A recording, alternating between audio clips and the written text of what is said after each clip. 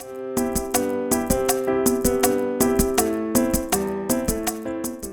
mi gente. Welcome to another episode of the Wine and Chisme podcast. I hope everybody is having a fantastic day now that we are back from hiatus. Is it hiatus or that's the right way to say it, right? Hiatus. Sometimes you know how sometimes you think of like a word and you say it and you're like, you've said it that way several times, but then it just seems weird. I am back with Ashley Stoyanov Ojeda. And she is, has written books. She is a creative entrepreneur. She has all of these things. And she's also created the book Jefa in Training, which we will get to. But Ashley, how are you today? I am so good. Really happy to be here. Thank you. We've connected recently. I think we've been following each other, whatever, but we really started interacting on Threads, Yeah. which I had actually gotten off of X, formerly known as Twitter. I think I still have like a wine and chisme account that I rarely or never really post to, but I've really enjoyed Threads. And I really feel like I have found more of my people on Threads than I ever did on Twitter. And I'm really excited to kind of talk about have fun training, talk about all of the things, but there's also been another thing that we have talked about that we can get into as well that I think is super duper important. So, before we get into all of that, we always start with the wine. And today I am actually drinking a red wine. I believe it's a Pinot Noir from Martinez wines, and it's called Camila. It is actually named after their daughter who has a disability and is wheelchair bound. And so a lot of the proceeds that from this wine go to help with that. And I know you said you're not drinking, but what did you find anyways? Well, I Keeping am not you hydrated. drinking. I am not drinking currently wine, but I do want to take a minute to shout out my favorite wine because I am a wine lover. Just for personal reasons that I'm sure we will get into later, I have chosen to not drink for the moment. Um, Gonzalez wine. I don't know if you've had her wine, Cristina Gonzalez. She's based out of here in Portland. Oh Yes. my God, everything that she does is just magic. So chef's kiss. So shout out to Cristina Gonzalez. Okay, so let me tell you something about what's me and Christina have talked and everything. So last year for our New York event, we she was one of the wine providers for the New York Wine and Cheese Made Live podcast event. Um, And I please do not ask me why FedEx completely screwed up the wine delivery, and the wine didn't get delivered until 2 days after the event. no. I'm screaming at FedEx. I'm calling every day trying to figure out, can we go somewhere to even pick it up? Whatever.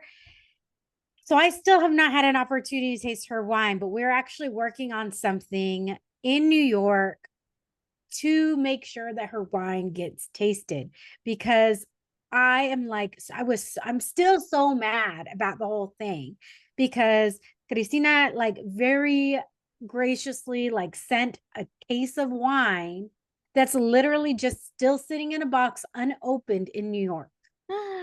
Oh my God. Or she has her new wine bar here now. It's called Community Wine Bar. I still have yet to go. So maybe you just need to take a trip to Portland and come try her wines at her wine bar. I'm going to have to, but we're also going to do something because I feel like we need to do something special for Cristina and Gonzalez wine. So, I just want to make sure, because this is the Camila Pinot Noir from Casa Martinez, and it does say, because I wanted to make sure that I got it right.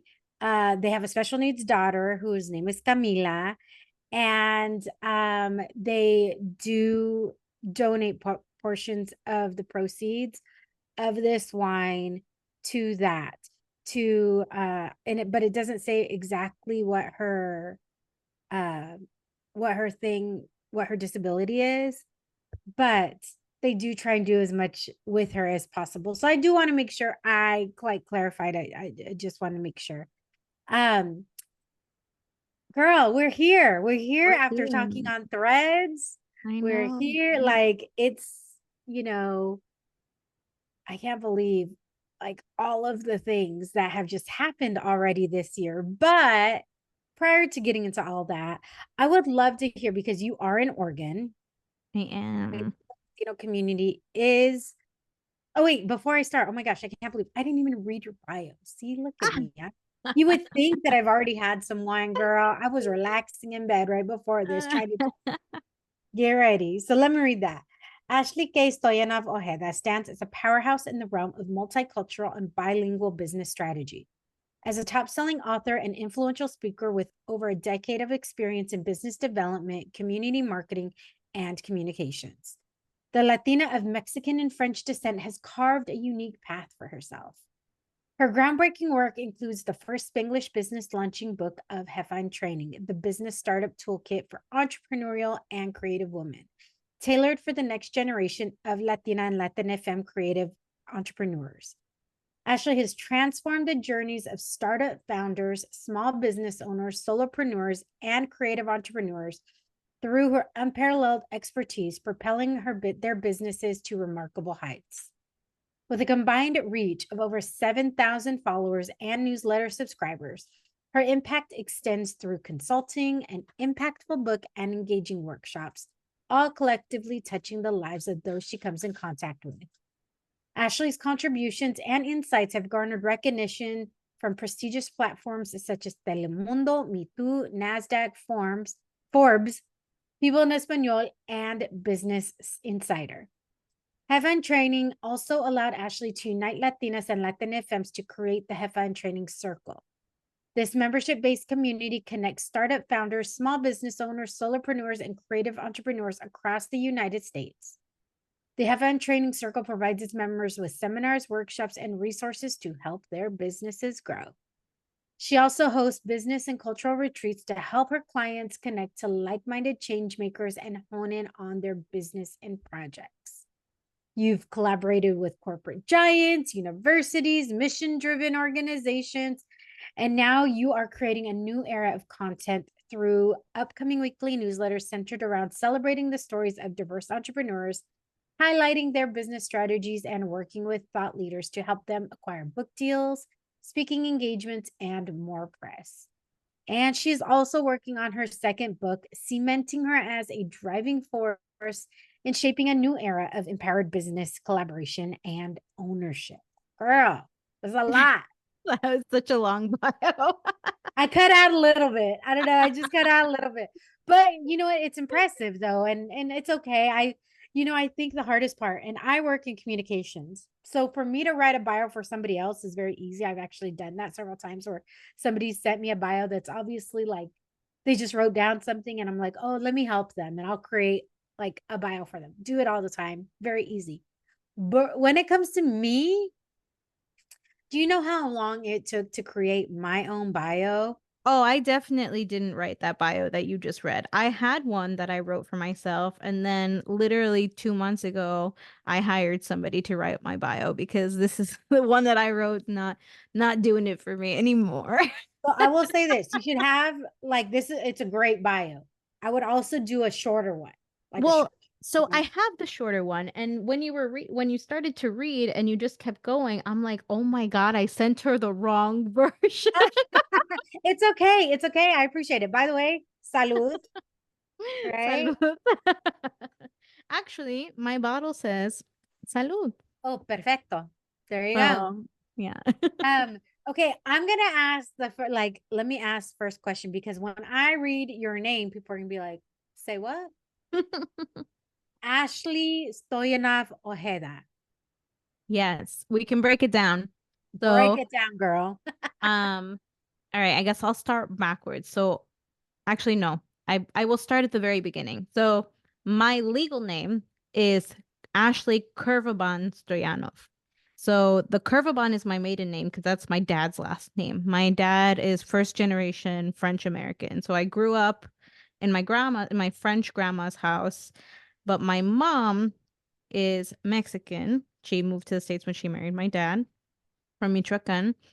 And so that's where the Ojeda comes from. The Stoyanov is my married name. So that's my husband's last name. He's Bulgarian.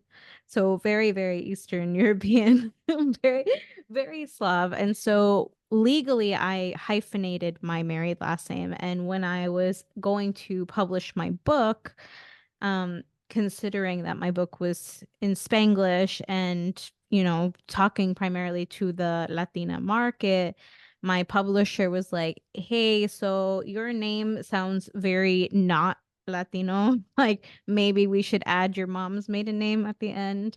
And so that's what we did. And so that's just become like my professional name now is with the Ojeda at the end. And Got that it. is why it is so ridiculously long.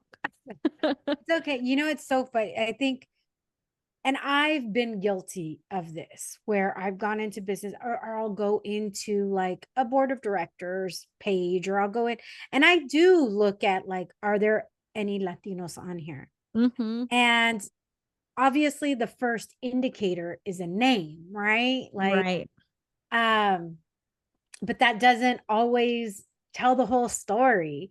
And so I'm glad you shared that. I'm glad, but that it does happen. Like my nephews, their last name is, their dad is white. My mom, Mm-hmm. my sister is obviously Mexican. And so they don't have a last name that reflects that. And they're very light complected too, right? So you have a light complected Latino who doesn't have a Latino last name. There's already so much judgment that goes around, right? You Did you know, feel like that growing up? you know, I grew up in New York, so I think I should say that. Like I grew up in Queens, so like I it's so multicultural over there. Like, it's so diverse that like wasn't even like I never felt weird about it, I was just kind of like, oh, the French Mexican girl, like that's cool. Fluent in Spanish, like could understand people talking behind my back if they were, No one would ever You're know like, my oh, that Wara doesn't know anything. And then you're like, excuse, exactly. perdóname.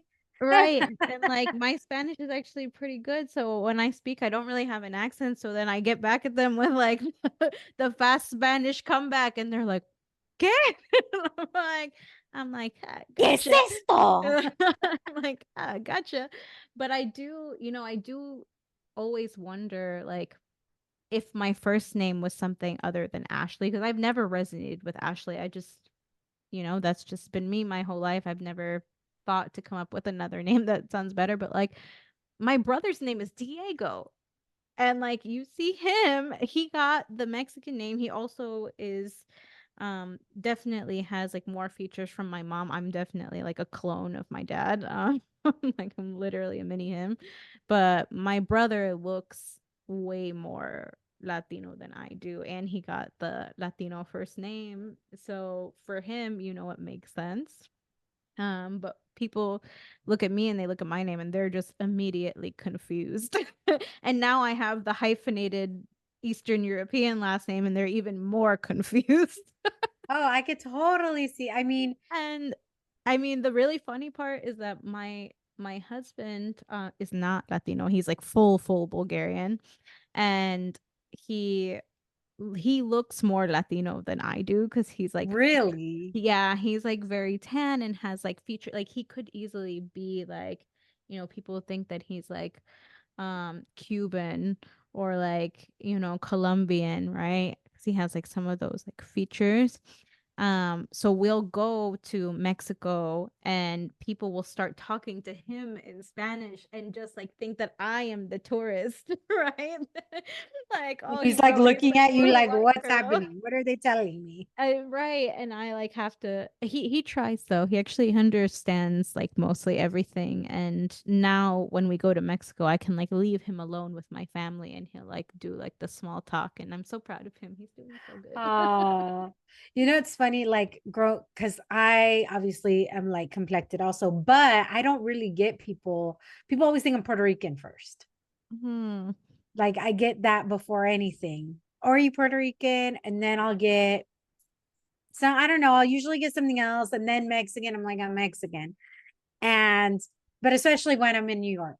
But I don't, even though I'm light complected, I think it's the big booty, the big curly hair, whatever. But I don't know, like people don't come up to me and say like, what part of Europe are you from? No, like, right.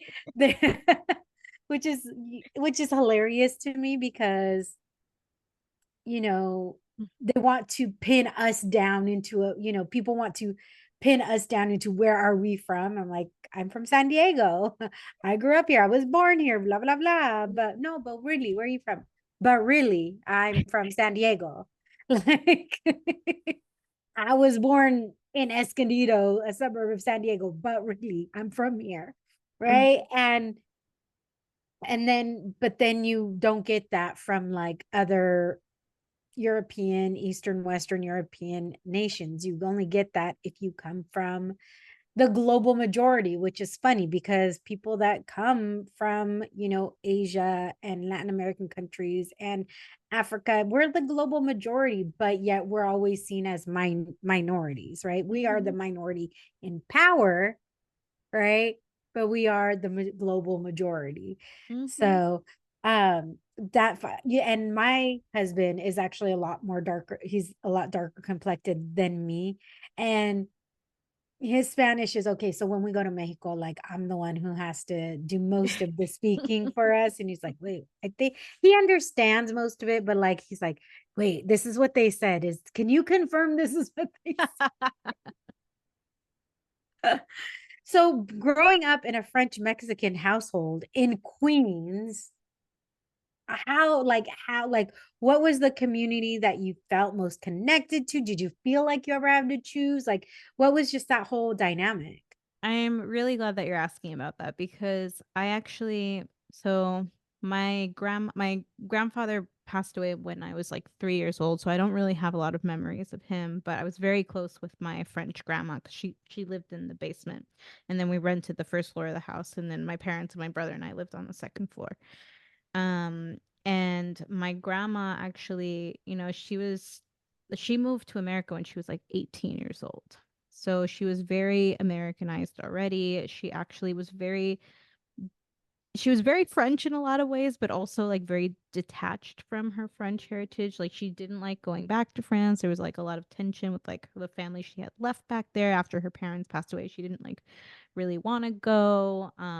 But I grew up with her like blasting French music from like 10 a.m., like hanging out in the backyard with her. She loved her wine. I'll tell you, she would have loved this podcast. She loved her wine. She loved her wine. She was always drinking wine spritzers, like mulled wine, didn't matter. She loved her wine. Um, Her Vin show.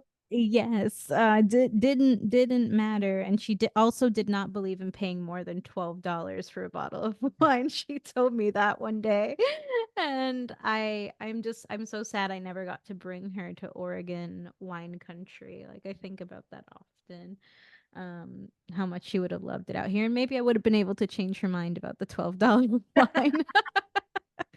um but yeah, so I spent a lot of time, with my grandma, and she would occasionally speak to me in French. But in high school, I took French, and I took AP French, so I got really good. And she promised me that once I was fluent in French, she would take me to France because I had never been.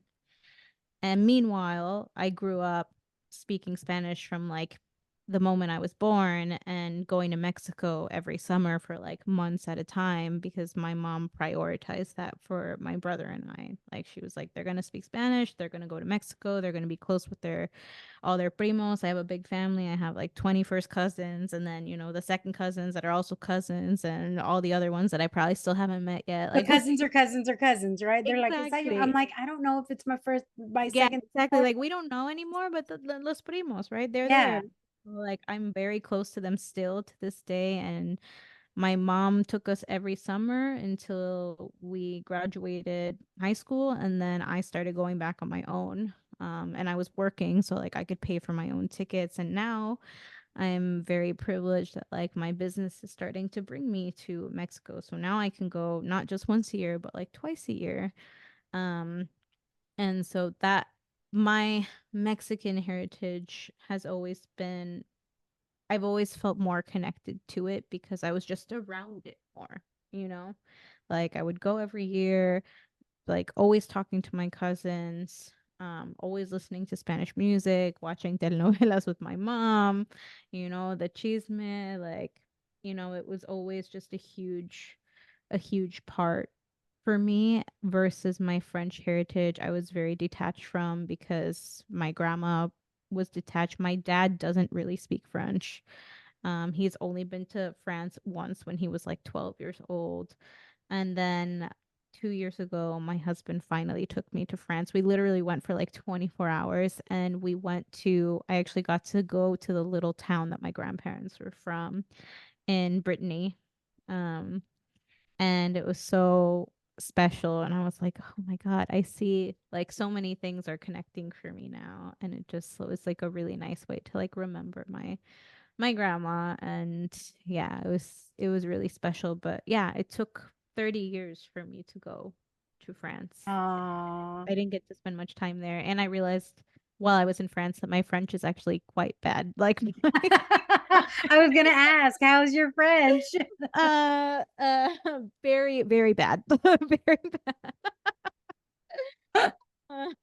Like my grandma was probably rolling in her grave like when she heard me speaking Okay, French but in let me France. ask, is it bad because you don't really practice it, or is it bad because what you're taught just really like here when they teach Spanish, they teach like Castilian Spanish, they teach Spanish that you're going to use in Spain, not like Yes. any other. Um I think maybe I just have not had the opportunity to practice a lot. And that's one of the things I look back on and I'm like, man, like cuz my grandma would speak to me in French and I would respond back in English. And that was like, I wish she would have like pushed me more. I mean, she did. She like used to call me lazy. I know how to say lazy in French because my grandma used to like yell it at me. I'm just translating and I'm like, hey, perezosa. Yeah. The word for lazy in French is feignante. Yeah.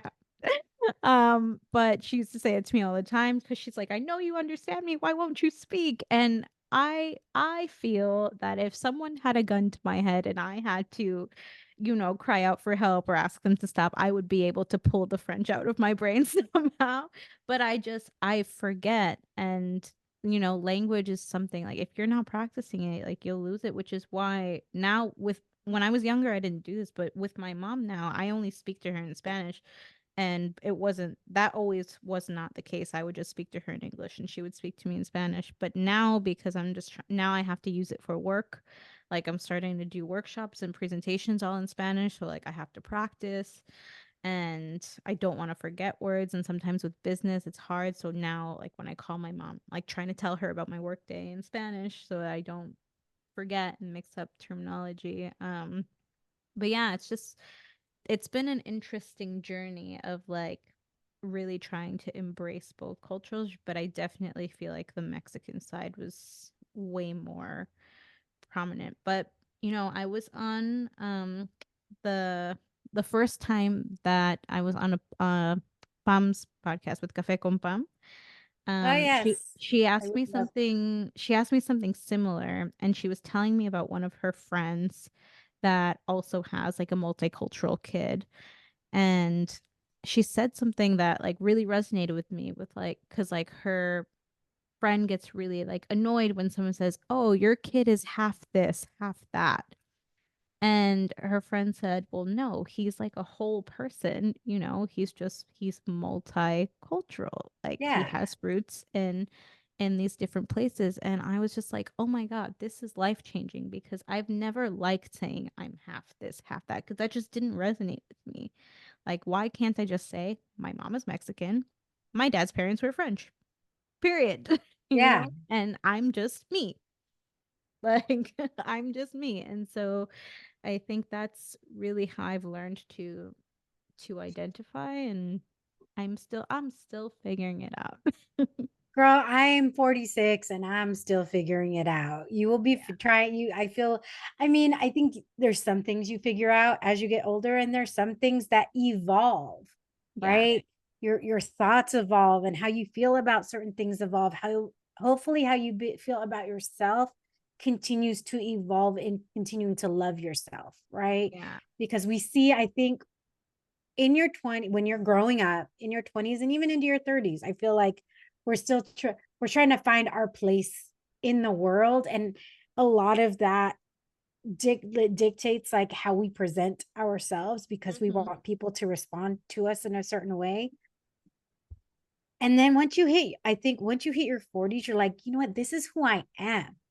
At least this is how I've found with myself and several other people. Like, this is who I am. I like who I am, right? Things have changed, things have evolved, but ultimately, like, I think I'm a pretty rad person.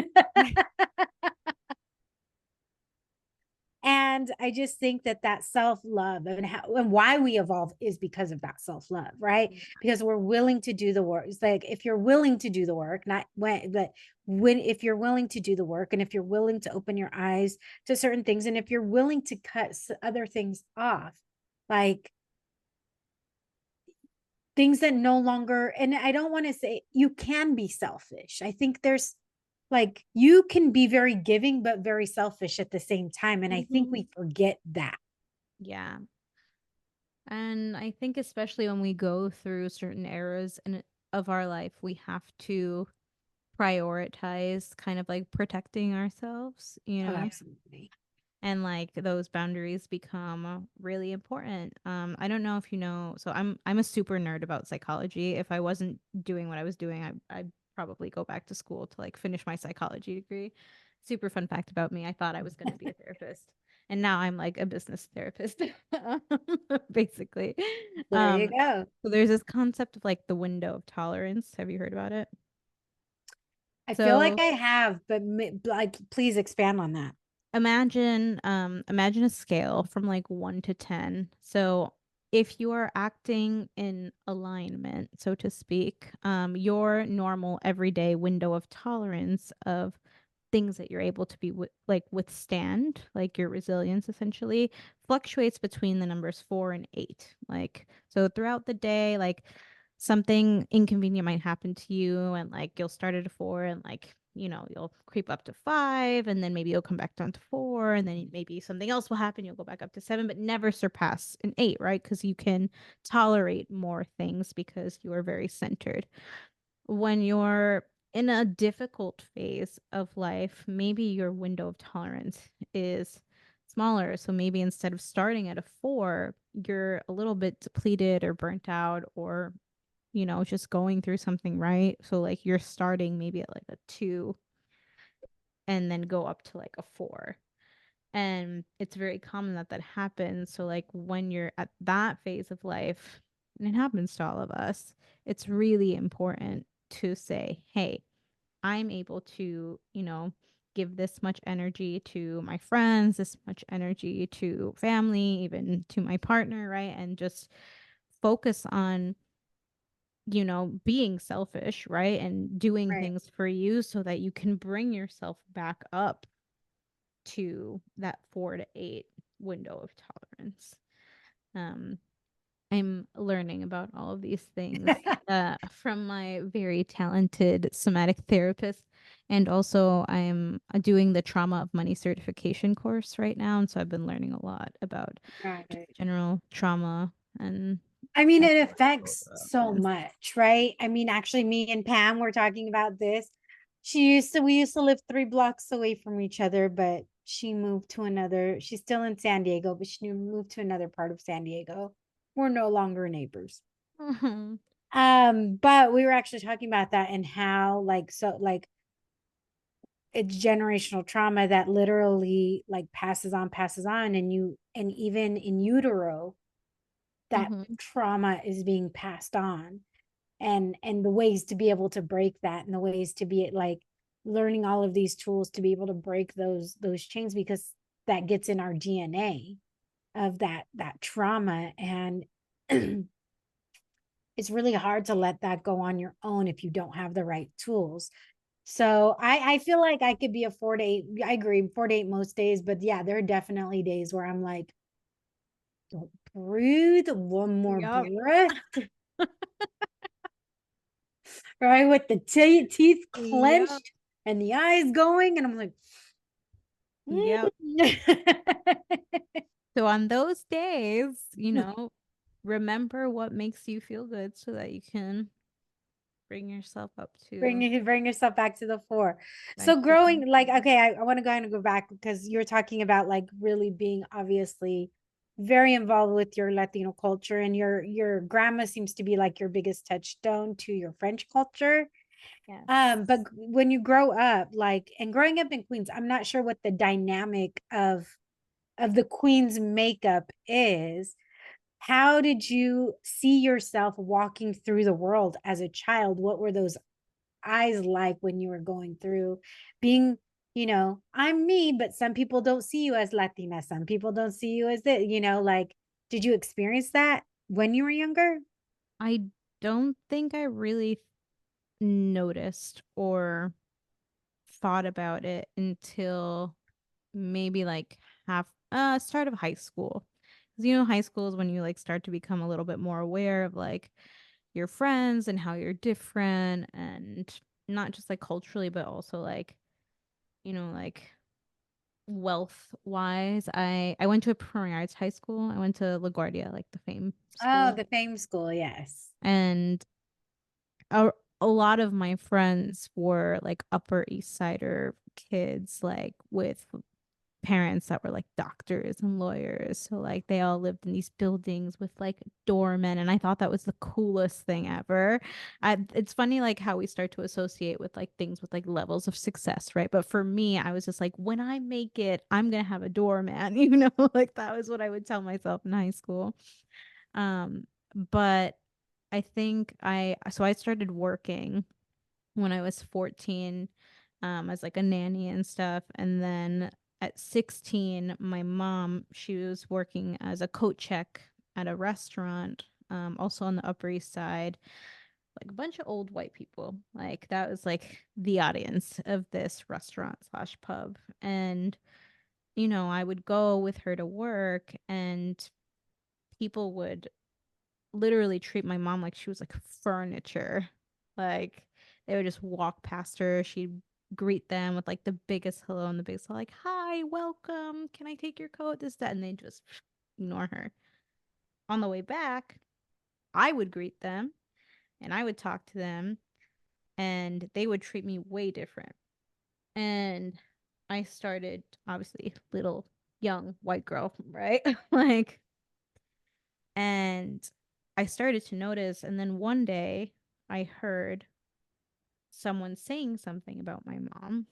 Something about her accent. It was like, oh, like I don't really understand Laura when she talks or whatever. And I heard it and I said, "What?" And my mom got so mad at me. And I was just like, and I think I said to them, "Hey, I can hear you, right?" And they were like, "Yeah, well, we weren't talking about you." I'm like, "I know, but that's my mom." And they were like, "What?" And I was like, "Yeah, that's my mom. So you got something to say it to me." Because and that was like the first time that I think, and I'm very privileged that it didn't happen to me until I was 16 years old, that I realized that like I was different because I had a mom that was brown.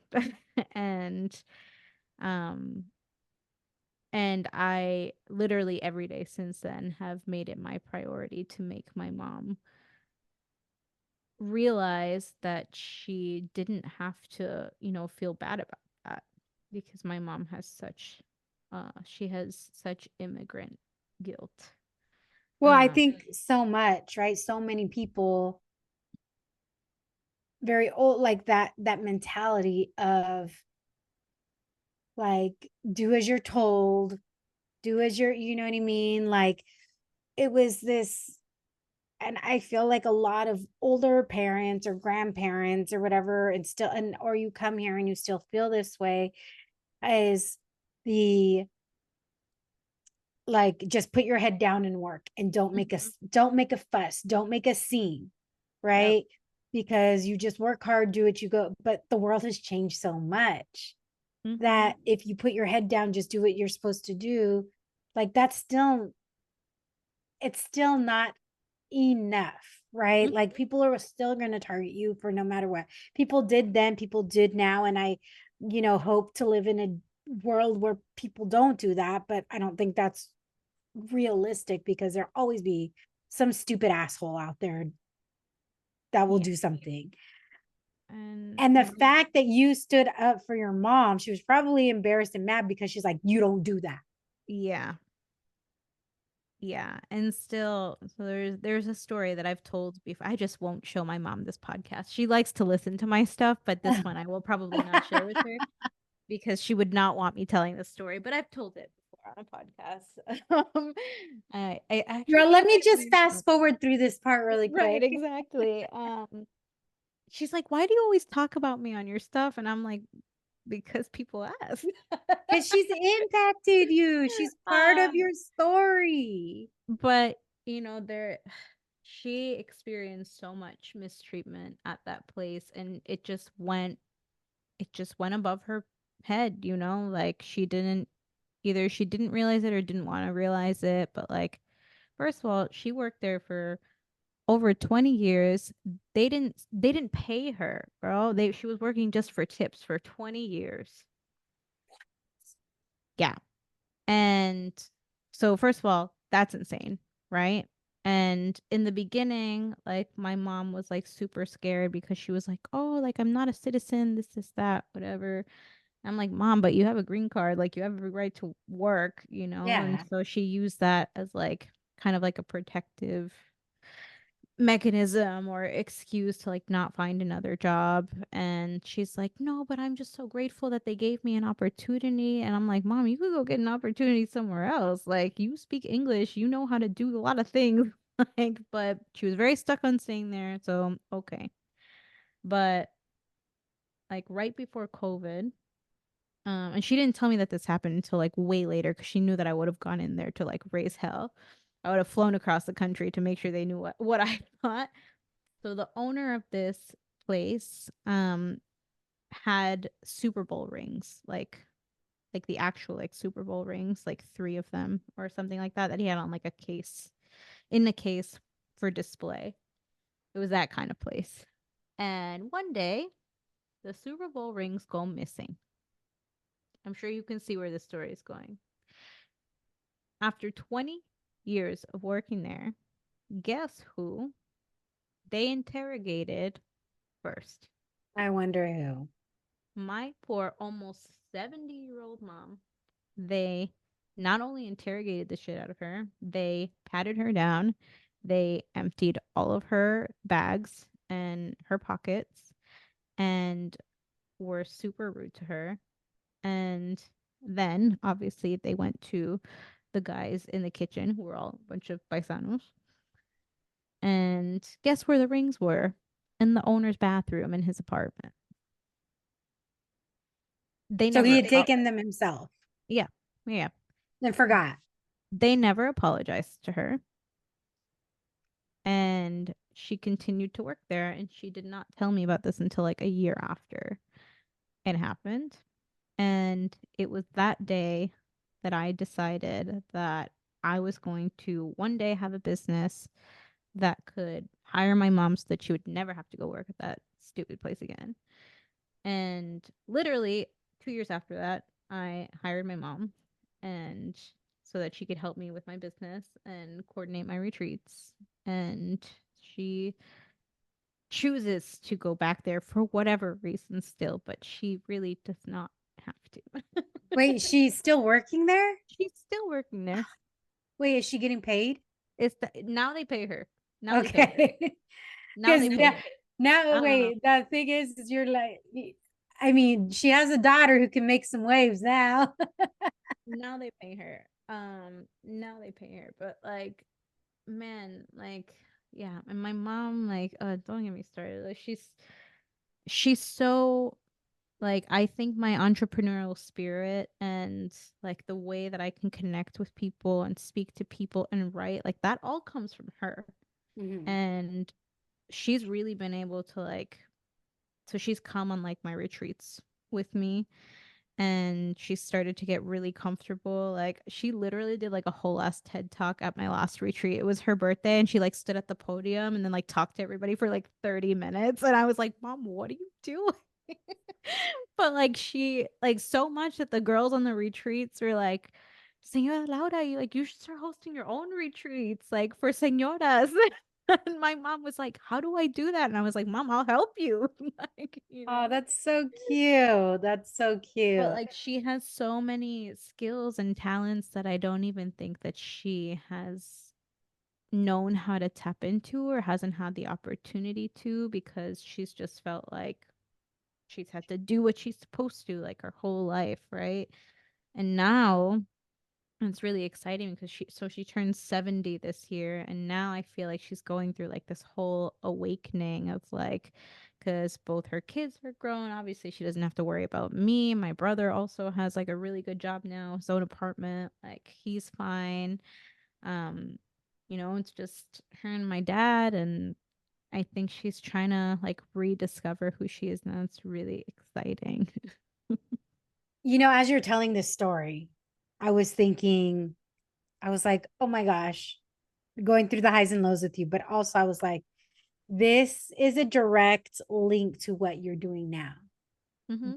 And you could tell it's very much inspired by what your mom went through, what you saw your mom go Oh through. yeah. Um, when you were talking about your entrepreneurial spirit, and I know obviously that's going to lead into these other things. When did you find out, or when did you feel that starting to come on in regards to your journey? Because were you somebody who like went the traditional route, went to college, got a job, figured out this is not what you want, or were you like from the offset, I want to have my own thing?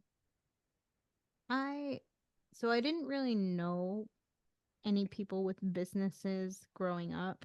Um, and obviously the American dream was like kind of, they tried to sell it to me too, right? Like just go to school, get a job, buy a house, be happy, whatever. The thing is, it didn't really work on me because I started out in the music industry. Um, I actually started performing as a singer-songwriter in like a variety of different bands in New York. I played at probably every venue that you could think of in I some mean, shape or yeah, you went to the format. fame school. Obviously, you're doing some sort of performance arts. Yeah, so I play bass and piano and I sing and I write music. And so I started in the music industry and I majored in communication, like media communications in school, so that I could learn how to like market myself. And I actually started in music PR. So I interned at like Atlantic Records and MTV. And I also did some music business at BMG Publishing. And it was cool. Like I'm really glad that I kind of got my start in PR because that's ultimately what led me to be able to grow my first ever venture, which was actually like my nonprofit for women songwriters. But I'll get to that. But kind of like throughout that journey of like interning and going to the office and like just wanting to be doing something creative and something for myself, like I didn't know what I was going to do after I graduated. I was like, I don't think I can work at an office, but like what other, at that time, I thought my options were graduate school and just be like a waitress and bartender forever, trying to make this music thing happen, or like a writing thing happen, because I also felt like if I'm not doing music, I want to write. Like that's just something that I always thought. And or be stuck in like a music PR job in an office getting severely underpaid and working like 80 hours a week. Yeah, And PR, unless you get to certain levels, it is not. People think, yeah, oh, it's so this. I'm like, it is a lot of hard work. You're getting told no a yeah, lot, and you're not getting paid that great until you hit like a certain level. yeah, and like working for an agency like didn't seem appealing to me. Like it was just all like I didn't know. I had no idea what I was gonna do. But I had kind of dabbled in like freelancing in college. Um Like I started doing PR for like my dance studio and like I landed them a couple of placements and like that felt really good. And then I started curating shows in college, like with my band. I was like always putting bills together. And so I was like, oh, okay, like maybe like I could be a booking agent, one day, right? Like maybe I can do something like that. Fast forward, I graduate college and I move out to Portland because I was trying to find myself. I was And about to ask, like, why Portland?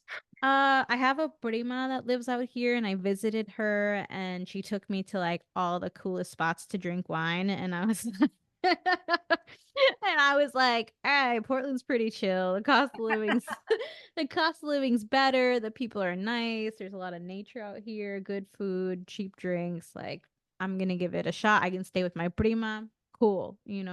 Um, Everything that happened after I moved to Portland, I had no idea what was like my life was about to change in so many different ways. Like I moved out here. I did not expect for my husband, my we are reunited high school sweethearts, so he followed me out here. We didn't see each other for like 5 years, and then I ran into him 3 months before I moved out here, and we ended up hanging out every day. And then he came to visit me right after I moved, and then he moved out here, and we moved in together, and that was that. Wow. Yeah. So that happened. Did not expect that. A few months after I moved to Portland, I started hosting monthly showcases for women songwriters. And then that turned into my first big thing, which was my nonprofit, Woman Crush Music. Within a year, I went from hosting events in Portland to monthly events in 16 different international cities. And we had a community of over 10,000 songwriters and all volunteer based. I had 50 volunteers and I was just working on raising money for the programs, never made a dime off of the nonprofit, never paid myself, put everything back into the programs. And I did that for 5 years. Um, and so during that time, I took on full-time jobs, I took on part-time jobs, I was freelancing, I was already doing some kind of like coaching and consulting for artists, for songwriters, doing PR for them, really anything I could to like make money while I was running the nonprofit. Cause at that point in time, I was in my early 20s. Like I didn't really have any kind of like financial But plan that's a or huge accomplishment for being in your 20s to start yeah. this nonprofit that has Yeah. members all over the world. That's actually that is huge. I look back on that now and like people still come up to me and it's been like almost three years since I dissolved the organization, which I'll get to that. And people still come up to me in Portland and they're like, "Hey, you're the founder of Woman Crush, right? Like your shows, like, they helped me land this placement, which helped me get this collaboration, and now like I make money from music." Like the impact is still there even years later, and I get asked all the time, like, "When are you bringing it back? When are you bringing it back?" And I'm like, "I'm not." Like I'm not. I'm really busy right now, but I love hearing it, right? Because not only did it help a lot of people while it was running, but it also is the foundation of everything. Like all of the skills that I teach to people now really came from a lot of them came from that part of my life, and a lot of my book came from the lessons that I learned from that part of my life. And so I'm super, super grateful. But to answer your question more directly, I had no idea that this was going to be my path. It kind of just happened to me because I'm a little bit rebellious and I'm not a rule follower. And even like, I think that I was a really good employee when I worked for companies, but I was always too much of an entrepreneur. Like I was always trying to create too much change within the companies. And my last full-time job, which I left in 2020, like right when I got my book deal and I decided to do consulting full time, um, I just had so much passion for like their mission that I tried to run it like it was my business and then was getting super frustrated that the founders were like bottlenecking me. um and But you know it's that so crazy when you say that, and I apologize for yeah. interrupting, but it just made me think of this thing because there's so many things that you hear, right? And I heard Gary Vee say this a while back when like somebody was asking, well, why aren't my employees motivated, blah blah blah, and they're like, is it their company? No, it's your company. Mm-hmm. Stop trying to make your employees work like it's their company, because it's not. Yeah.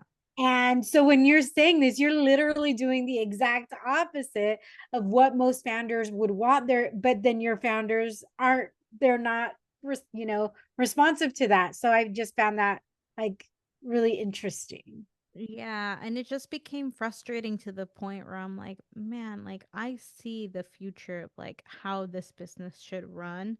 Like one, I would rather just run my own business so I don't have to like come into these things that are like such bottlenecks for me. And two, I would rather do this same kind of work, but for entrepreneurs who are actually going to listen to me and pay me for my advice and my strategy versus working for these people who are clearly not listening to me. um, because at that point, I wasn't even like just doing business development support for them. Like I was strategizing for them, like to the point where like they were showing these plans to investors, but they weren't actually executing any of it. And so I got really frustrated, and around that same time just a lot of life happened in 2020 for everybody, but like at that point, I had surgery for my endo and then got into a really bad car accident 2 weeks later that like crushed my pelvis and my back, so I couldn't walk for like 6 months.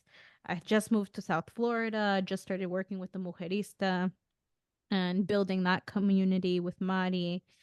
And then I got my book deal, and everything changed after that. Everything Okay, changed. let's talk about the book deal because have on training. Yes. Um, how did you? Because I think, and even myself included, because like I said, I could pitch for other people, pitch it for myself. I'm like, ay, ay, ay, what? I don't know, no sé nada, right? Um, when you pitched yourself, did you? Okay, I know there's like a whole circle thing when it comes to book deals. Mm-hmm. Like, I guess like certain places won't take you unless you have an agent, but then an agent won't take you unless you have a certain amount of published material and like all, Yes. all of these things, right? Like a publisher won't take you unless you have a book agent, but a book agent won't take you unless you've been published in certain things. So, how does that work? And how did you pitch yourself to create what you now have? I love talking about this, and this is actually why I started an author mastermind because I teach all of this stuff, but I'll give you the tea. I'll give you the chisme. And you can give me the Cliff Note cheese, because people still Yes. gotta get your stuff. So basically the deal with publishing, you have a few different options. One, obviously there's self-publishing, and self-publishing means that you are in control of everything, but that also means that you need to front the money for everything. So you need to find and pay your own editors, designers, figure out distribution, write the book, edit the book, etc., or pay people to do it. Each model has its pros and cons, by the way, so I don't want to say that like any way is better than another, because I truthfully don't believe that. I think that there are options that are better for people depending on your situation. um but I don't think anything is better, right? So I want to start by saying that. So there's self-publishing, then there's also hybrid publishing, which is kind of a mix where like you work with a hybrid publisher, you pay them for specific services. Like if you just want them to find you editors, if you just want them to find you designers, if you just want them to take care of distribution so that you're not going out and doing all the research and finding all the people and this and that. And that model's cool because like it's not just you feel like you have a team and you feel supported, but you're still fronting the money. But you also still have more control than if you were to work with a publisher. So the role of a traditional publisher, is that they are essentially your partner, and in exchange for your work of art, your book, they are providing you with a team of support. So they have editors, they have designers, they have a marketing team, a PR team, et cetera, et cetera, et cetera. And you work with this team. Depending on the publisher, you get a book deal. And the way that you get book deals can be different. So within traditional publishing, there are the top five publishers, which are the ones that you've probably heard about, the big ones like Simon and Schuster, Penguin Random House, Yeah. Hachette, et cetera, et cetera. I always forget the other two. And then within traditional publishing, there's also the smaller presses, which are still traditional publishers, but they're just not part of the big five. Sometimes they're distributed by the big five, but they're not part of the big five.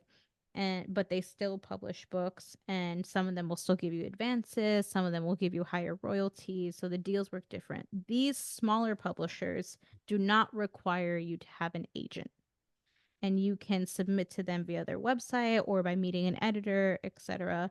The big five publishers require you to have an agent because that agent has all of the connections to the editors, and it's the agent's job to get you the best book deal possible.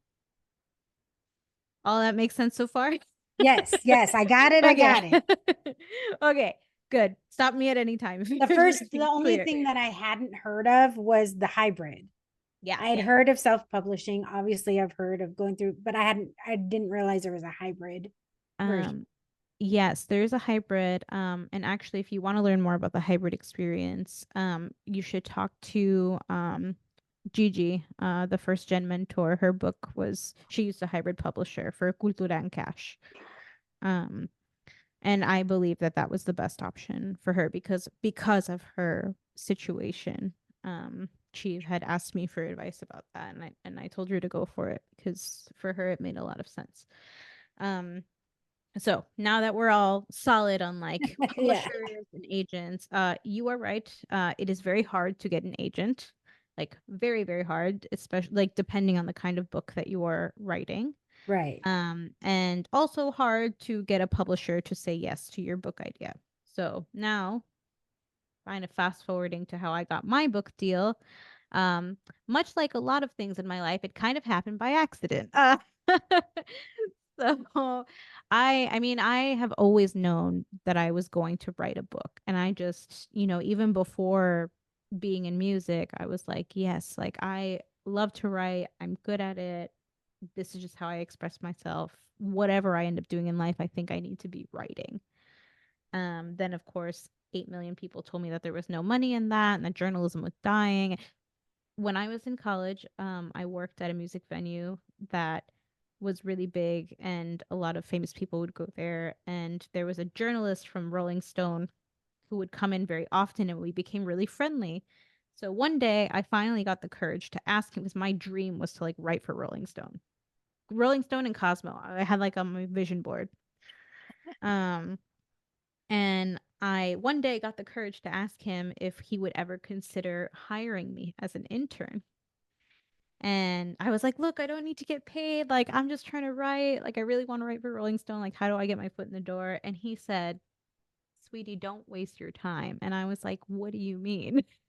And he was like, first of all, the office at Rolling Stone is a bunch of old white guys. And I was like, cool, cool, cool. Things have since changed, by the way. That was a long time ago. This was probably like 2011, something like that.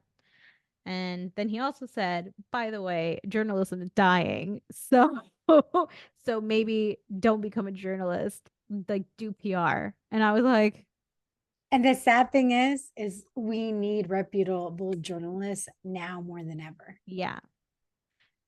So he told me that in 2011. So like that kind of like crushed all of the dreams that I had at the time. But I digress. So in 2019, one of my many jobs that I was exploring, I managed a co-working space. I've managed several co-working spaces. It's actually one of my favorite jobs that I've ever had because I got to meet a lot of people. I got to work on my own, nonprofit stuff while there was downtime. Like it was a great, sweet deal for me. I got paid well. It was awesome. And I met a member who was working on her book, and we were friendly. So I like asked her, I was like, hey, like, I really want to write a book. one day. Like, what are you like? How does it work? So she's the one that kind of explained to me, oh, well, like you need an agent. You know, if you want to find an agent, like you should go to the bookstore across the street. There's a Barnes and Nobles across the street. She was like, you should go and like look at your favorite books and see who represents the authors. And when you have a book proposal, you can send it to them. So then I start Googling like how to write a book proposal, how to pitch agents, et cetera, et cetera. And so I started pitching. That was like towards the middle of 2019. And I got 8 million different rejections. And then I got really discouraged because I also met with a book coach and she told me that my book was too niche. And I was like, I don't really know what that means, but okay. And I'm sure um you can read my face when you said that. yeah, yes, exactly. Yeah, I'm sure you can imagine like what that book coach was like. She didn't really get it. But anyway, I digress. So then 2020 happened and I was busy with all those life changes I mentioned earlier, moving, the pandemic, my health stuff, going full time with my clients, et cetera, et cetera. And I was actually working on a project for the Mujerista, and I was emailing with the editor at a publisher, but I didn't know she was an editor at the time. Like I was working out like a book giveaway with her. So I thought that she just ran the social media, but like we got to talking, we zoomed a few times, and one day she asked me, she was like, hey, like I really like your energy and I really like your vision, like what you want to do for Latina entrepreneurs. And she was like, are you writing a book by any chance? And I was like, how did she know? And she was like, if you have something, like I can take a look and I can, pass it along to the team. And I was like, oh my God, yeah. So I stayed up all night that night. I hadn't looked at my proposal in like a year. And I edited a bunch of stuff. Um, and I sent it to her. And like 2 days later, she emailed me and she was like, oh my God, I love this. I'm going to send it to my team. So things didn't happen that fast. Things in publishing actually were quite slow, but it took probably like 3 or 4 months from that email for me to actually get a book deal. The publisher was also concerned that it was too niche. However, I got really lucky because the team that worked on my book at that time at this publisher was 95% Latina. Like, and it was So they got it. So they it got was it. just pure luck, right? The editor was Latina, the designer was Latina, the head of the PR person was Latina, the head of the imprint was Latina, like the director of acquisitions was Latina. So like they really got it and they fought. Not only did they get it, but they fought for the book because they knew how much it was needed. And that was that. Like, I started writing the book in January 2021, and then I wrote it for 6 months. And then it went into editing and design and print, and it came out February 2022. Well, girl, I do remember when it came out. Um, Yeah. I am neglectful to say that I have not purchased the book, but I know about the book and I've heard about the book. And I know it's so terrible, right? But this was so much more about it. But you had people like Eva Longoria, We All Grow founder Ana Flores, Julissa Prado from Resource Crawl, obviously Maribet from Mujerista. Like you had all of these people endorsing you, and obviously you have somebody like obviously people that a majority of our audience, I think, knows who Anna is. They may not know who Mhm. Julissa is, but she keeps my curls looking good, right? I say I'm not part of any cult except the Rizos Curls cult, Fair, fair. the only cult that is worth it, right? Um, like so, I'm sure, obviously, like people know Eva Longoria, whether you're Latina or not, right? Hmm. How, like, who is getting your book into the hands of all of these people saying, yes, this is amazing. I wish I had this when I was starting my business, or blah, blah, like all of these wonderful accolades that you got from very successful Latina businesswomen? That was thanks to my PR degree. I pride myself in being like someone called me the queen of cold pitching. Um, and I do take a lot of pride in that. Actually, I can cold pitch to anybody, but yeah, it was literally just me being like, "Hi, I'm Ashley. I'm writing a book for Latina entrepreneurs. Can I send it to you so that you can endorse it if you like it?" And that's it. That's how it happened. That's how it happened for most of them. And for Eva Longoria, it actually was thanks to Maribet, from the Mujerista. I was like showing her some of the chapters, and I was like telling her, hey, like it's like about the time that like I need to start getting endorsements, because the book's gonna go to print soon. And she was like, okay, like let's look to see who follows the Mujerista and see like who we can shoot our shot with, right? And so we're going through the list of like the Mujerista followers, and Eva Longoria pops up. It was like Jessica Alba, America Ferrera, and Eva Longoria. And so we're looking at this, and I'm like, do you think that they would like? She was like, why not? I'm gonna message them. And so she messaged all three of them, just like, hey, like, our community director is writing this book, blah, blah, blah. Like, would you be interested in taking a look? And Eva's the only one that responded. She responded like almost right away to be like, hey, yeah, send it to my PR team and we will take a look. And if we like it, then Just we'll DM them. endorse it. Yeah, yeah, yeah. Okay, I've been And DMing America for a long time. Yeah, she doesn't.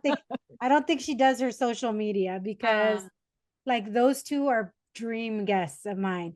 Jessica Alba, I would love to have her on, but I would also like maybe I wouldn't be not I would also ask her about her denying her Latino roots early in her career. that's so heartbreaking. Right? Because I think you have to talk about that, right? She's Yeah. very proud of it now, but at the beginning of her career, she really like I would like to know was that her doing or was the Or her team. Like that's the thing. It's like we can't judge because we really don't know, right? exactly. But I think it would be a great opportunity to squash that because Yeah, I agree there's with people you. in our community that still really hold I on to agree those with you. things. I agree with you. I agree with you. But yeah, we literally, I don't know, it was just like timing, whatever. And for a while I did wonder like if Eva actually like read I'm on a first name basis with her. She If endorsed your book, Eva so you can be. Um, well, for a while I did question like if it was just her PR team that like read it and like wrote a statement or if it was actually her. And it wasn't until like a year, like probably over a year had passed since the book came out. And the Poderistas, like her organization that she has with America Ferrera, like the other thought leaders, um, Charlotte, executive director, reached out to me about a project to see if I wanted to collaborate. And in her email, she wrote, yeah, Eva suggested that I reach out to you. And I was like, Eva, Eva, ¿quién es Eva? Eva Longoria? And she was like, yeah. And I was like, shut the front door. I was like, oh my God, this is amazing. So she did read it. That is So so that was like awesome. my oh shit moment.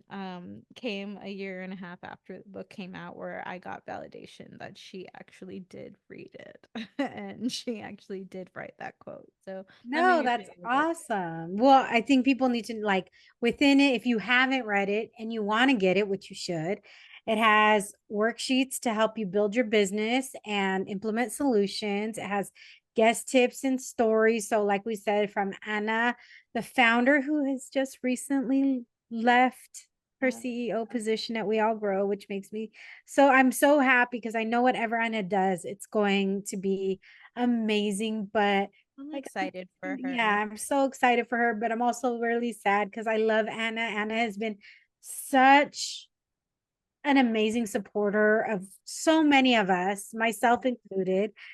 Like literally her and the We All Grow team did an intervention for me when I was doing too much. They're like, Jessica, you need to take a break.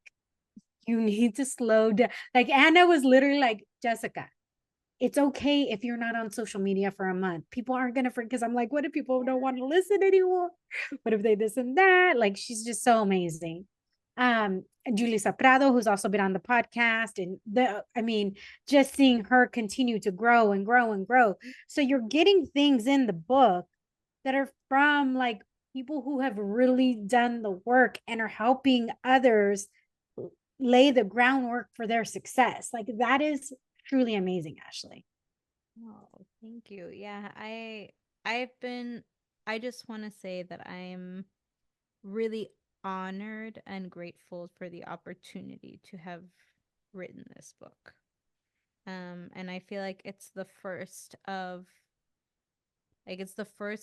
many books, I hope, that are written for the Latina community. And it's really amazing to see now, like the books that are coming out, like Gigi's and like financially lit, like Janessi's book from Yo Quiero Dinero. Like it's really nice to see like her book coming out. And there's like so many others that are, catering to our community now and in Spanglish, like mine. Like it's just we need it. And I think it's so important for more Latinas to venture into writing books. Like we need more of our voices and our stories out there. And so yeah, I am teaching authors, like aspiring authors now, walking them through the process. I have a author mastermind that started about a month ago, and probably doing another cohort in the fall. But in between now and then, I also do like one-on-ones. Yeah, and it's really important for me to try to like make the process easier for people to get their book out there, and with whatever route that they choose, because we really need it. Like the publishing industry is 76% white. 76% white. And there's a lot of gatekeepers in the industry, and it's so hard to be able to navigate, just all the different parts of it. There's so much stuff that nobody tells you. Like So even just sharing the stories like yeah, you're doing now, right? Whether it's being an author, whether being an entrepreneur, I yeah, mean, sharing the stories of what we're going through, because I think so many times people feel like they're the only ones going through it and they yeah. don't want to share because then they're embarrassed. Oh, I failed at this. Oh, I failed at that. Like, but fail is part of failing, right? I don't call it failing. I'm like, as long as you're failing up, right? Mm-hmm. And not failing and falling and letting yourself get so discouraged that you just let it go, if that's what you want to do. Yeah. I interrupted you again, but I did want to ask this in regards to what has been your biggest challenge going through all of this, because a lot has happened in 4 years, but as much as there's ups, I'm sure that there's some lows that happen with that. So what has been like the biggest challenge over the last few years while you have really gone on this journey? I think that everything has really flowed quite nicely. Obviously, there like nothing is perfect, right? And I thankfully I have never considered myself much of a perfectionist.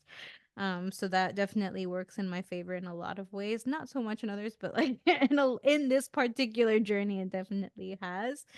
Um, but if I'm being completely honest, I think right now is probably one of the most challenging moments of my journey this far, mainly because no one really talks about what it's like to navigate entrepreneurship, having a successful career, and also like personal goals, right? And for me, like I'm 32, I've been trying to start a family.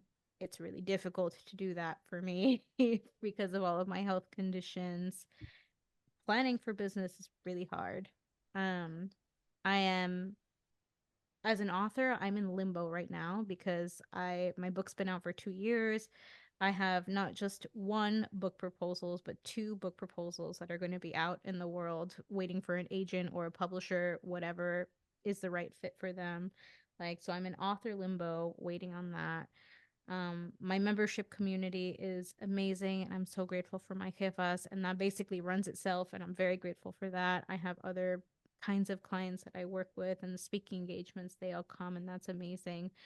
But I did have to, I had a turning point just a couple of weeks ago that made me realize that I really need to reprioritize and reorganize my business for this phase of life that I'm in. And I had to cancel my retreat in Mexico this year.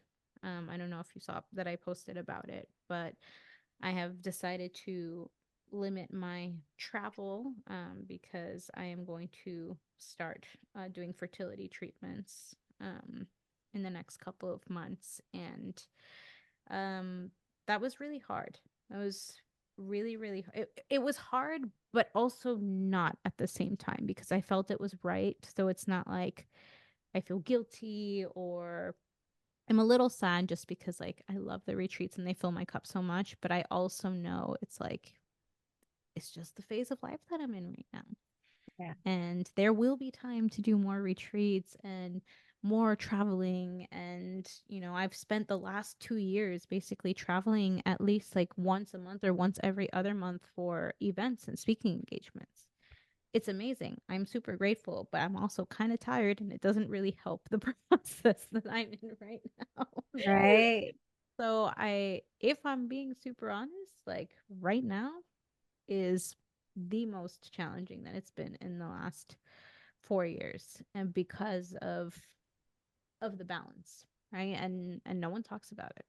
No, and I thank you for sharing that. And in fact, that was one of the things that we talked about on Threads, right? And so I forget what somebody said, but they were saying, I think we were talking about the journey, right? Yeah. I don't personally have any kids. I've last season, towards the end of the season, I talked with another guest who came on and talking about, you don't know what somebody's journey is, but that's one of the things I said is that's why I never ask any, like, I drink Mhm. wine every episode, but I don't tell anybody they have to drink wine because Yeah. I don't know what their journey is. I don't know what their, what is going through medically, Mhm. right? Maybe they're sober. I don't like, Yeah. so that's not a requirement to be on the wine. The only requirement is for me to drink wine. Yeah. I really appreciated your conversation with Ardea, by the way. Like Oh, without, yeah, yeah. that that episode like made me feel so seen and uh valued. And yeah, I think I definitely shed a few tears while I was Oh, listening to it. I'm happy to hear that because it's really hard when you're in a when you put yourself out there in a public way, right? Mhm. You have with your books, and we do that with social media, and then obviously with the podcast and everything, and you're constantly sharing your story. Yeah. But like it's very hard for me sometimes. Like I try and sprinkle in like things that that's why I hate doing solo episodes, because I Mm-hmm. feel like it's just me being fully exposed, sharing stuff, and it's very difficult for me to do that. But when I'm able to talk to somebody, I'm able to share that a little bit more, open up a little bit more. And, obviously talking about all of the things that have been happening governmentally, systemically in Mm-hmm. regards to that, then that gave me the opportunity to talk about my journey and me. Like right now, I'm, very close to getting it. I mean, hysterectomy is in the books for October, Yeah. right? But the things that I just found out because I didn't feel heard and nobody listened to me, or, medically it wasn't covered, like all of these things, Mm-hmm. you don't know what somebody's journey is. So when people, like, I don't ask people, I don't say, oh, when are you having kids? I'm like, oh, do you even want kids? Like, Yeah. and people respond so much better to like, oh, no, I don't want kids. And then, because I think it's not like, oh, when are you having kids? Because Right. me and my husband have already gotten that. And I'm like, yeah, we're not. Yeah. You don't know what my journey is. Like, at this point, it would probably be very dangerous for me to get pregnant. Mm-hmm. Um, because of all the issues I have, but I have two amazing sons now who I love, and I have a husband who I adore, and we have dogs who we love. Like, this is our family. This is like, not every family is designed to be the same. So thank you for saying that. And I just want you to know that whatever your journey is, like, you will have people behind you who support you and love you. I will be behind you to support you and love you. And, you know, regard whatever anybody says, this is your journey and your story. And um you know, if I ever see anybody on social media saying something, believe me, I will be the first one to be like, I'll be like, don't talk to me, talk to Jessica. Just tag you. Don't Yeah, talk to me, talk to just be like, wine why and did Chisme Chisme. take care of this? Please handle. Please answer for me. Thank you. I'm No just comment. gonna do one recording and be like, you know what, blah blah blah. So anytime somebody sends it, I'll just send that. You know what? I think for me, so okay, you're getting the scoop. I have not told anybody this, outside of like a couple of people. So this whole journey and this whole time in my life has actually inspired me to, I know I told you I'm working on two books now. One of them is another business book, which I'm excited about, but the second one is actually going to be a memoir about this particular time in my life and just navigating all the complexities of, being a business owner and going through this journey and aging parents and relationships and things changing, and the tentative title or concept behind the book is like, can we have it all? It's a question that we as women ask ourselves all the time, or what does having it all even And nobody mean asks for men. us? And so the memoir will really like challenge a lot of these themes and concepts. And it is at very, very beginning, early stages of like ideation. Like, I have an overview, I don't have a full proposal yet. I have like part of an intro chapter. I literally just decided that I'm for real doing this like 2 days ago. That I'm really excited about it. And you're right, like no one talks about it. And I think that there's so much, and not just like the infertility part of it all, but just all of it, right? Like Mhm. all of it, like the pressures that we put on ourselves for like for me, like that's really it, right? Like accepting that like I might not meet my financial milestones this year because I decided to take care of myself. Like, what if one of my friends told me that they were feeling guilty about that, I'd smack them upside their face. Like, but like when I say it to myself, it's like, oh, like okay. Yeah, no, Like, I get it. I get it. Because last year, I got let go, and then my husband is transitioning. He actually just got a new job, like completely changing careers. So for the first 3 months, it's going to be tight. We're going to be really tight. And I'm not really bringing much in with the podcast.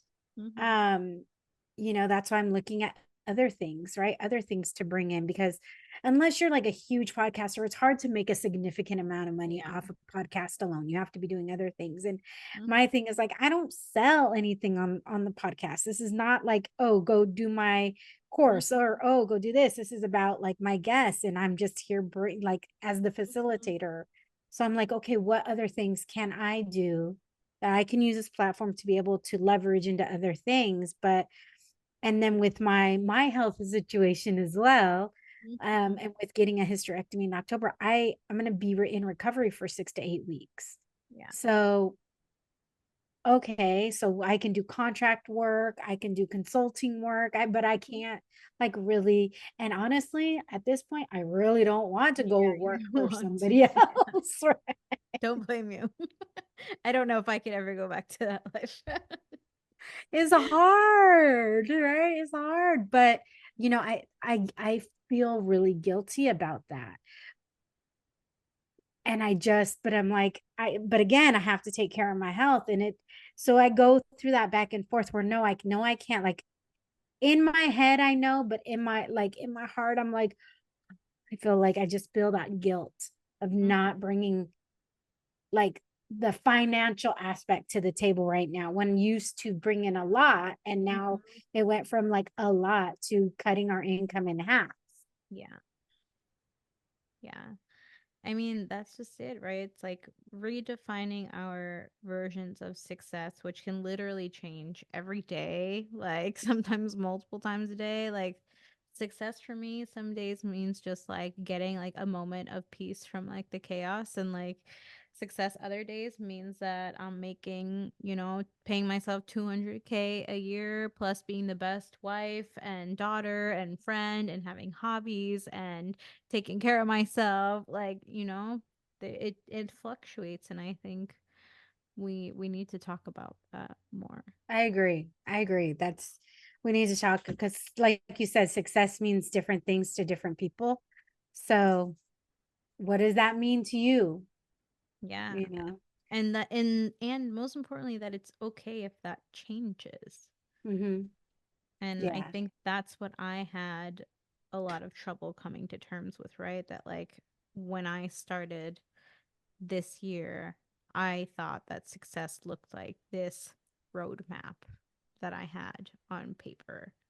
I'm a business strategist. I have a plan for everything. Yeah. And I'm a Capricorn.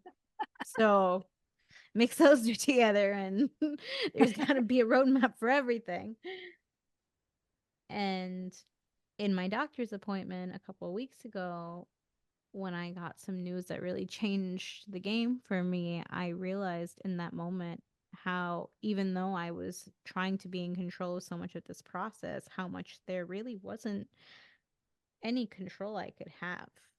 And so that had to mean that life was going to be different, and that my version of success was now going to be different, and that was okay. But it really did, like, I definitely had like a 3-day mental breakdown and like a 2-week processing period. And I was listening to your episode when you were talking about your journey, like while I was going through all of this. And so Sorry. no, but it helped me. It helped me. And I messaged you on Instagram that day when I was listening to it, to be like, thank you. Like, I'm excited to record our episode because now I feel like we have this connection point, right? And like, it just really made me feel like, yeah, it made me feel less alone in that moment when I was going through my process.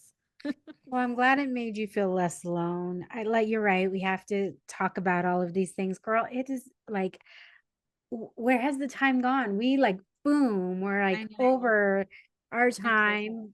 sorry. But I The just cheese man remember, was cheeseing. the Chisme was Chisme for sure. I just want to say thank you for your kind words, and um, thank you for putting all of these wonderful things out into the world, because so many people, like, I've seen so many people talk about it. I've heard so many people talk about it. Like, what you're doing is making a tremendous impact within the community. And for that, like, thank you. No. I want to make sure you have the opportunity to add any final words. If there's something I haven't asked you or something we haven't talked about, please make sure you do so now. Oh, well, I'm just grateful to be here, and I hope that some of the messages that we talked about resonate with people, and that I always like hearing from people who listen. So if you listen and we have not connected before, slide into my DMs. I like reading them, and I will respond. And it's Ashley K. Stoyanov Ojeda is Yeah. her Instagram. I will make sure to have it all in the show notes. So make sure, if you haven't bought Jefa in Training, go buy Jefa in Training. She has links on her website as well. I'm sure you could go to her Instagram and find it. Like, do all the things. Like, mi gente, we got to support our people. I know you guys are all about that, or else you wouldn't be listening. So let's continue to do so. Ashley, thank you so much. Thank you. Thank Until you. next time. Hola, mi gente. Thank you for listening to this episode of the Wine and Chisme podcast. If you would like to hear more wine and more chisme, make sure to hit that subscribe button. Saludos.